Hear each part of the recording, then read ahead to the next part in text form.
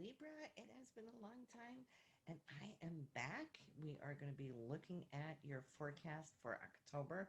And I have missed you, and I just want to say thank you to all of you who've been sending notes and emails and so forth and asking when I will be back and giving recordings. It's just that I have been busy. My day job is doing readings for you on a daily basis. Um, but then other projects, especially art and so forth, have been taking up my time. But we are going to look at forecasts. Now, I'm going to do it a little differently. This time around, I'm using new software where I'll be pulling up your chart. We'll go through that together. And let's see if we can do that right now. So we will have shared screen. And the thing is, since it is new software, there might be bloopers, right? And I'm not going to edit it. Why? Because that takes time, as any astrologer can say. And since there's 12 videos, that is a lot of work on the rendering part. So I'm going to try to avoid that. So that's where I'm compromising. So if we get bloopers, so be it. Laugh along with it. Okay. But as you can see here, I'm just going to bring up some annotations where I can have a little arrow. Let's see here. So that I can point things out. You can see my mouse, and we have a few interesting points for you, Libra. Um, we have two full moons this month, which is unusual. And of course, you get the sun in the first house. That means happy birthday to most of you, right? The first house right here, the sun is really showing that you're coming out. This is the month where you radiate, where all that solar energy is going out towards the outer world, how people see you and how you relate to them. And this is also where we have the new moon this month, which is taking place on October 16th. Now, we always know and talked about in the past too, the new moon is a time when we put in our intentions and so forth, and which can be, of course, anything, right? But the real magic happens when you focus on the area where the new moon shows up, because that's the area for you here. It's the first house, your personality. So any intentions that you can put in of the things that you would like to change about your personality, that you'd like to be more outgoing or more social, whatever the deal is, anything that pertains to the I am consciousness, that's where your priority of this new moon's intentions should be. Doesn't mean that it can't come around where else in the chart too, but that is where we manifest. That's why some people say, why doesn't the law of attraction work for me? I put my intentions out, doesn't come up. Well, if the moon was in a different place from where your intentions were, they won't have the same gravity to come through. Let me just hang that one up. Sorry about that. Um, so this is why, if we really want the law of attraction to work, we have to know which area is the moon in for it to attract that. So I'm loving it for you. It is your solar month. The new moon is there, so that is going to be powering you up. Now, October 1st, we have the full moon, the first full moon of the month at 9 degrees Aries for you. That will be over here in your relationship area, the seventh house. So this is going to really illuminate this area. It's going to be a powerful time for you to interact with and harvest things between you and your partner, especially because Mars is there as well, so that can really bring things to the surface. And what is good is good. What needs to be worked at will be worked at. And I'm going to talk a little bit more about that because of Mars's placement this month, okay? Which will bring a lot of things to the surface. But I want to talk about that second full moon of the month, which is down here, October 31st. This full moon will be in your 8th house of shared finances. So whether that's shared finances with your partner, it could be your savings, retirement accounts, investments, royalties, commissions, mortgages, all that. You will see how this area is really going to bring things to the forefront for you, especially because we have a little surprise element this full moon on the 31st is going to be conjunct Uranus. Okay. And Uranus is that wild card. You never know what you get. It's like a box of chocolate. All right. Um, so say you're expecting something. Well, Uranus might bring that plus something else or whatever it might be, but you will see. October 31st is a harvest time for this area, for you, your investments, and so forth. That might just surprise you big time. And you know how Taurus is. Taurus likes security, it likes grounding, it likes financial stability, those things. Um, Taurus is ruled by Venus, so anything love inspired. And of course, the eighth house, it's Scorpio house. So there could be a lot of passion here that could be involved this month for you, and that might be bringing some surprises to the forefront. So you will have to see what it does for you. But then let's talk about Mercury. Mercury is retrograde in your second house down here in the sign of Scorpio. It is going to retrograde October 14th, November 4th. So this is a time, and you know how we always say that we really don't want to sign any contracts or legalities if we don't have to. Sometimes we can't avoid it. Sometimes the show must go on. You know how that is, right? But if we can avoid it, this is a time we want to be aware of. And I'd say drag it to beyond, say at least a week so that Mercury can get out of its shadow. So I'd say by mid-month November, you should be good to go. The second house, well, you know, Mercury, when it is retrograde, delays, miscommunications, misunderstandings in the area of money, because it is that second house, either money that you spend or want to spend or can't spend, right? Anything of that nature might come in and be a little bit of a source of frustration, perhaps. But since it's in Scorpio, you're going to be able to get in there and really kind of like bring it up if you need to. If you need to have any kind of monetary communications and discussions, oh yeah, you will, you know, funnel that energy to the core of what is important. You won't hold back, in other words, from it. But a little bit delays, we can see that very often with Mercury because it has to do with the written spoken word, has to do with movement, travel, all that kind of stuff. The other retrogrades for other planets will work a little bit differently, and more on that coming up too. But let's take a look at your ruler, Venus, up here in the 11th house, in the sign of Leo. So, you know, I can see in September how it's been quite social for you, Libra. Even though we've had COVID, we've had the lockdown, all of those things. Um, I think you've been able to be out and about or bond again a little bit more with friends and so forth. That feels good for you because you are social. You're a butterfly in that sense, right? With Venus as your ruler. So September was good. You still have a few degrees to go here before it dips into your 12th house when it moves into the sign of Virgo. And the 12th house for the rest of the month will be more you tapping into your subconsciousness, into your creativity, your dreams, and so forth. So that will be good for you in that sense. You'll know then what is coming for you. But let's jump back over to that seventh house over here with Mars and why I do want to talk about this Mars. Now, it's powerful because it's in the sign it rules, which is Libra. This is in the area for you, Libra, in your partnership house, right? But it's holding a couple of difficult aspects, and I'm going to draw a couple of lines there.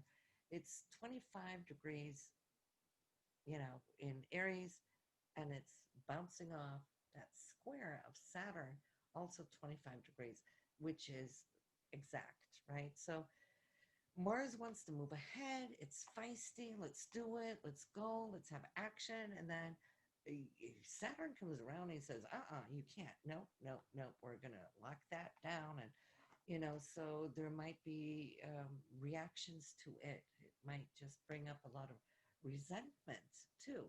Um, and it's in the area of the home for you because down here, Saturn, Pluto, and Jupiter is in your fourth house. And we're going to talk a lot about that stellium. That is what has been challenging all of us in 2020. For you, it's been the fourth house, your foundation, your home, your family. That's where things have been unfolding for you. For the other signs, it's other places in the chart, right? So that's why it's important that you listen to your moon and rising sign. Why? Because this stellium that you have in the fourth with Jupiter, Saturn, and Pluto will show up in other areas. And that's the other areas that you might have felt challenged with, regardless whether it's been your career or whatnot. That depends on what shows up in your moon chart.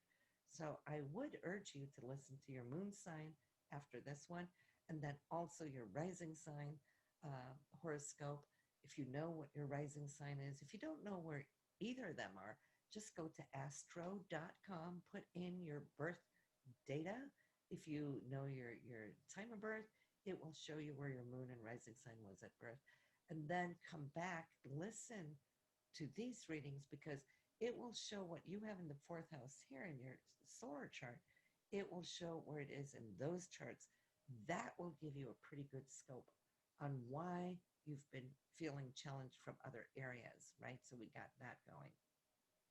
So Mars and Saturn, Mars wants to act and Saturn wants to restrict. Not only that, but we also have from Mars down to Pluto. You know, there's a 3-degree difference there from this um, 90-degree square. And Mars, I always say it is dynamite. You know, it's all that drive and the action and the impulse and the move. And Pluto is nuclear. So if we have dynamite and nuclear together and they're in a challenged aspect, ooh, ooh, ooh is all I can say. For you, it's going to be in the home and to your relationship. Internationally, um, we're going to see things act out around the world because these planets are international aspects, right?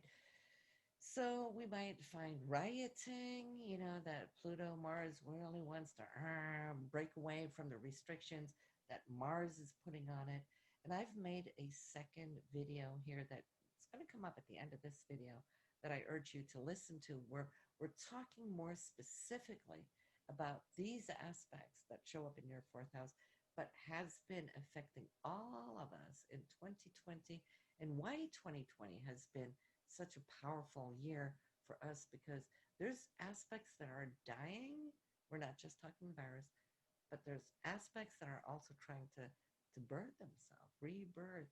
It's like the old structures got to come down so new patterns, new structures can come in.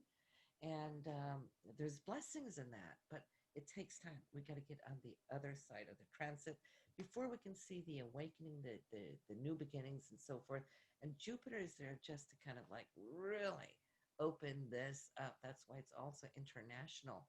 Jupiter rules international. And this is why we've had lockdown. We haven't been able to travel between the countries because of the government shutting us down and Jupiter being restricted. And Jupiter isn't happy with that. Jupiter thrives best when it's open, free, happy-go-lucky, and can expand wherever it wants to go. Jupiter is like the wind under our wings, right? Um, so even though it's a wide square, it is still nonetheless a square. So all of these planets are stressing over there, challenging your relationship this month due to Mars. Now, Mars is also retrograde, and that brings situations from the past coming up. If it wasn't dealt with earlier, oh well, it's coming up now and you're going to be able to deal with it. We work through things when we have retrograde. That is also the blessings of retrogrades so that we have second chances to get things right, you know, because when the planets are in direct motion, we're just so busy, aren't we? We're just hammering down all the time. And then comes retrograde and it allows us to go back and fix, tweak, get things right second time around. But yes, this is where you're going to feel a little challenged here this month. Um, Okay, so we are just jumping ahead and we're going to be, let me just get my arrows back. We're going to go back to that fourth house to Jupiter. Jupiter in your fourth house. It's your foundation, it's your family. Jupiter wants to expand, but as it's been kind of going back and forth there with Saturn, it's like, is it time to move? No, well, Saturn's saying you got to wait a little bit because it's holding back, and Jupiter wants to expand, and then Pluto's there saying, what? Right? It's like really looking at your needs all the way into the core, right? So you might have had to be patient, but at least now Jupiter is direct. It's moving forward, and that is a good thing. So you can start feeling that you can catch the flow once again. And that is, you're going to feel it now in October. The only thing now is that we have that Mars up there in the seventh house that is squaring it, might challenge it. So you're going to have to balance those things really, really well. Yes, then we have Saturn. We've just talked about it. Saturn is all about structure and security and one's roots. And then, your fourth house is in Capricorn. So for you, Libra, it's always important how to feel secure in your home. That is everything. If you're not feeling secure in your home, in your foundation, well, then what do you have? You have a lot of nervousness going on. It's like, right? Um, and Pluto's been transforming this area, this foundation of your life. And, you know, sometimes that's hard because Pluto will go in and strip things to the core, down under. And that can hurt. It can hurt, especially because it moves slowly. It's many years. This transit is like for 10 years for you, at least. It could be more. Um, but Jupiter is there, and Jupiter is generous. So now that Jupiter has touched Pluto, it went retrograde, it's coming back again, it's finalizing this journey, this trip. So when it touches on Pluto again now, then it's not going to meet up again for another 12 years. It's done its job, it's touched its magic. Pluto will then have the transformation and that energy of Jupiter, which it's going to bring alongside with it as it moves forward. Slowly, Saturn's going to get out of here too. So we got good things to look forward to. All right. Even though it has been a stressful time. So back up to the eighth house, Uranus is there, 9 degrees. It is retrograde. So you're looking at changing a lot of how you're looking at your money and your funding and those kind of things, your shared accounts with your partner or whoever that is. And then we have Neptune in your sixth house. That is your day to day routine. It's been there for a long time. It's going to be there for a couple of years still. All right. So I'm not going to waste too much time on speaking of it, but it's very health conscious. So a lot of you Libras, I know that you are exactly that. And that is a good thing. It is retrograde, allowing you to tap into a little bit more of your dream state, your hopes there, and your idealistic ways of being, of how you'd like to see your days being on a day to day basis. That is what it is. Getting organized, right? When it's retrograde, it helps us a little bit to organize more because sometimes Pisces can be disorganized, but now it's retrograding. So it's allowing you to get organized. And then Pluto, we did speak of it. Transformation. It's where we're purging right now, getting down in under, right? Um, 2020, yes, I think for everybody it's been tough in many ways. But you know what? It's not in vain. We'll see the benefits of all of this coming as we move forward. So I want you just to stay focused, do what you're doing. You're doing a great job. Just stay away from any riots, demonstrations. I can't urge that enough because the fire of that, um, Mars wants to go out and demonstrate and say, I believe in this and I believe in that and I want to support this. I want to support that. But since it's squared to Pluto, which rules masses, groups of people, and Mars being so feisty and angry and whatnot, just be careful in any kind of big groups right now. don't want to see anybody get hurt. There could be a stampede, something going off there. Imagine everybody trying to run away from it. Uh-oh, uh-oh. Yeah, we can still rebel, right? And have our opinions and still allow ourselves to share that with the world by holding those things close to heart, putting it out there spiritually. And that's what a lot of light workers do. We're still working within the overall internationally, but holding it in our hearts, in our spirit. We don't always have to do it and demonstrate it in the physical. We can do it this way too. I want to see you next month. So let people know I'm back, share the video, and I will see you for the November readings. Have a good one, everybody. Bye now.